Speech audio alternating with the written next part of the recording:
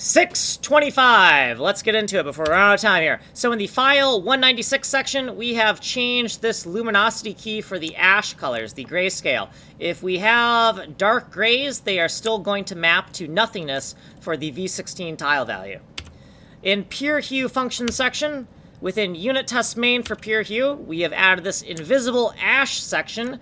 We have 5 shades of light gray and 5 shades of dark gray. This should map to white. This should map to black, respectively. So this is our ash table of 10 UNT32 pixel colors.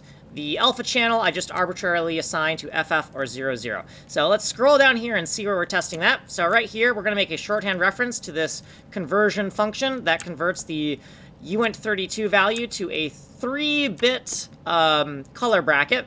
And we have some variables here. You can pause here to read those. We don't really have time. We're going to loop through every single test case. We're going to extract a value, a UNT32 pixel value from our table. It's going to be AU, and then we're going to convert this AU UNT32 pixel color to a 3-bit value. So UNT32 to a 3-bit color bracket value. That's going to be set in A3U. And then if we're in the first half of our table, we're going to expect a black pixel. And if we're in the last half, we're going to expect a white pixel, or more accurately, a black color bracket 3-bit value or a white color bracket 3-bit value, right? All 0 bits or all 1 bits for a 3-bit value. Then down here, if we have the error flag set, we're going to log out some information and put a message in the logs, and then we're going to crash right here. So that's all we're doing. So here's what we did previously, here's our footnotes, and then here's what we did in this video. If you want a longer explanation, you can go here to Ninja Coder, but this is the advanced playlist. We don't have time on the advanced playlist, so right now you're on Kanji Coder.